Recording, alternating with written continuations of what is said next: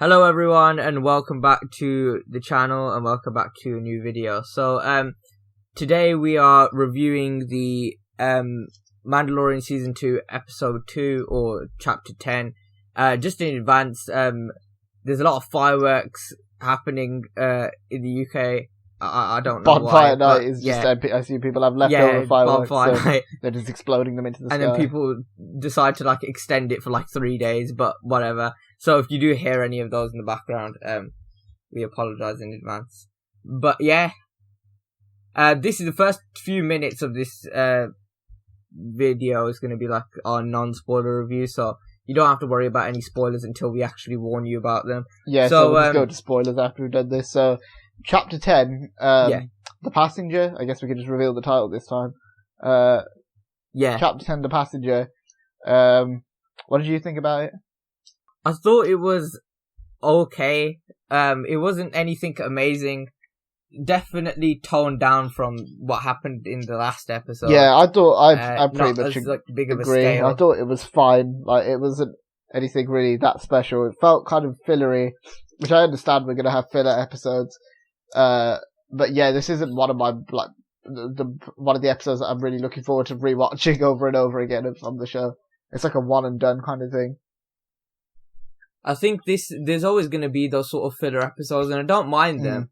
But I don't know. I think coming off the hype of last week, I feel like a lot of people were expecting maybe a bit more out of this episode. Yeah, and also but the direction they've decided to go, I don't think. Also this kind of confirms more of a thing that I was saying last week, that a lot of the footage that we're seeing, that we saw on the trailers, is from the first few episodes. Because a lot of the footage that's in this episode is on the trailers.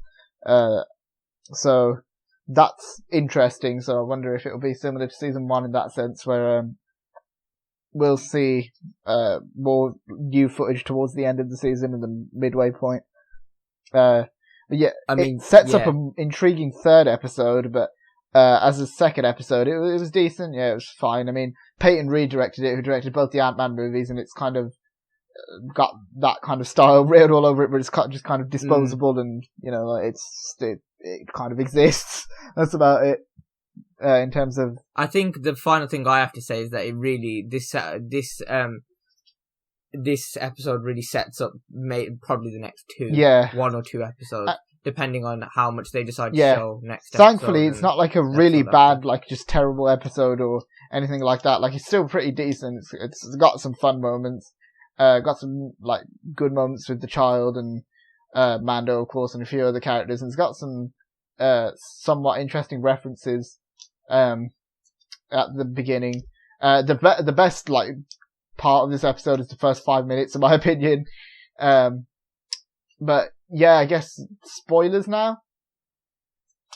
Yeah, I mean spoilers. So if you haven't seen the video, if you haven't seen the episode, be sure to click off the video now. Go and watch the episode, and then you could come back onto here and you could go and watch our other Mando videos if you haven't watched the episode yet. So yeah, spoilers now. So let's just get into it. To be honest, there's not a huge amount to spoil about this. I mean, the cool stuff that we saw, the scene at the beginning, in my opinion, where Mando sticks the jetpack onto the guy and bashes him around, and when they try to take the child, that was the best scene in the episode, in my opinion. I thought it was fun. It kind of showed Mando taking on more of a father role for the child, and of course, any interaction between those two characters, because the way they've developed them is good, which is a sign of a good show, in my opinion, that especially with episodes like this as well, that you could, as long as the characters are good, you can pretty much watch them do anything and it'll be reasonably entertaining. That's why I tolerate stuff like the Majin Buu saga and, parts of the Majin Buu saga and Dragon Ball Z, because the characters are good, so you can watch them do anything, even if it's not particularly interesting or it's kind of stupid. But that was the best scene, in my opinion. Also, seeing the cricket was cool. I think the big cricket mantis thing from Dr. Mandible. Yeah, Dr. Mandible. Yeah. I think one of my favorite aspects of this episode is the thing that you mentioned with the fatherly role thing. Later on, when they're in the Razor Crest, when they go to sleep, you can see the child leaning on sort of Mando's leg, and sort of like, and it's got like a lot of cutesy kind of child moments that a lot of people would like, and like. Yeah, I think this is very much an episode that, although it's not focused mainly on, like, it hasn't taken a big jump in terms of the plot. Yeah, it doesn't really progress the plot forward because it's just Mando taking this frog lady to another planet, but then he gets sidetracked by X-Wings, which all the footage that we see of X-Wings is and the New Republic that's in the trailers is in this episode, so hopefully I'm kind of scared.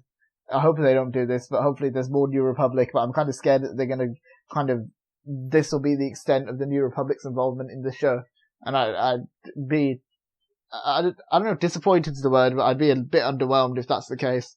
Like, I really want them to like kind of explore more stuff with the New Republic because it's interesting, so it's like, why not just do it?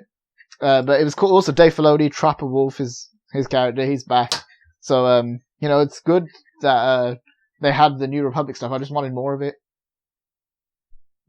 I think, the thing that you mentioned at the start with the guy with the jetpack, I feel like in this show, that's the closest we've ever seen to someone killing Baby Yoda, or the child.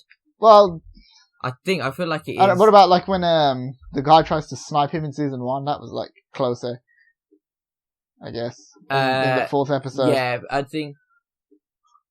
But I don't. You know what? To be honest, I don't know if that was close. Because Cara Dune was there, and she just stopped him. But if he didn't want anything that Mando offered, because obviously Mando offered like the jetpack and stuff. At one point, I thought he was going to take Boba Fett's armor, because he said take whatever you want, and then he looked at Boba Fett's armor, didn't he? Yeah. And then he just looked at the jetpack and said, "I want the jetpack," basically. But if he didn't want anything that Mando offered, he could have easily just killed the child. Yeah, I've got a feeling that. No way. Yeah, I've got a feeling that in terms of like developing the story further, as opposed to just being like cool moments with Mando and the child, I feel like the next episode will probably do that, because we know that he's going to find the Mandalorian covert on the planet Trask, where that lady, the frog lady's husband, is. So I feel like story development wise, it'll probably be more. It'll take that route more in the next episode.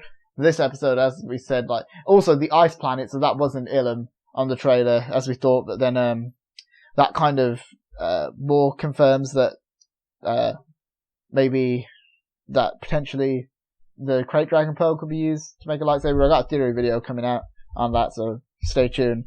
But there's not a huge amount to say to me. Oh yeah, also I guess one thing we didn't mention was those spiders, the ones that appear in there's like, they look kind of similar to the ones from Jedi Fallen Order, but these ones are based on the concept art from Empire Strikes Back for Dagobah. So it's cool to see them in the also kind of similar to ones that are in Rebels as well. Yeah. So well, Baby Yoda, just sort of the child, just pisses them off by just like eating one of their babies. I think if he just left it alone, I don't know how much he gets fed, but he seems to be eating a lot this episode. Yeah, the child ate one of the spiders as well, and then that triggers them to go and attack them.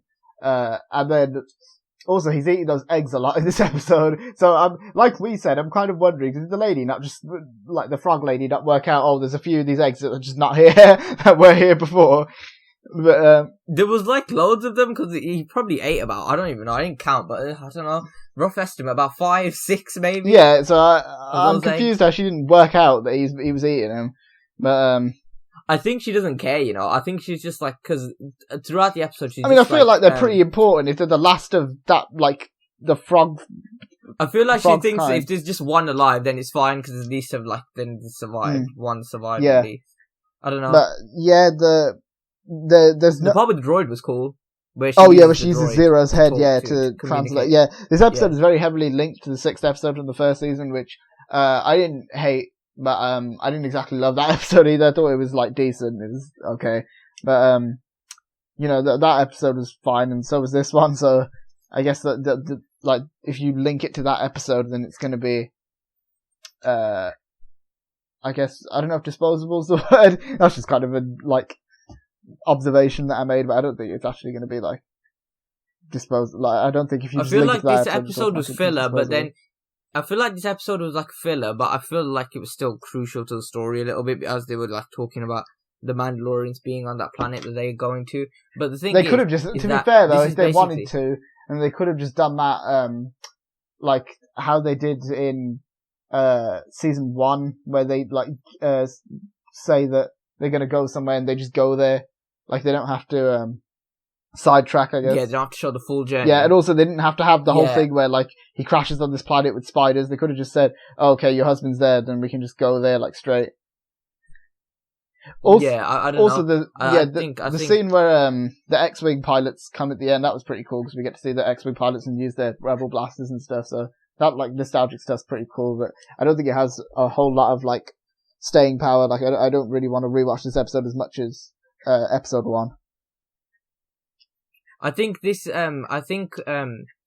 this episode is obviously, like you said, setting up the next one, and the next episode could either go really like sort of fast paced, where we get to this planet, they find the Mandalorians, and then the next episode is about like him talking to the Mandalorians and like basically figuring out what the hell to do.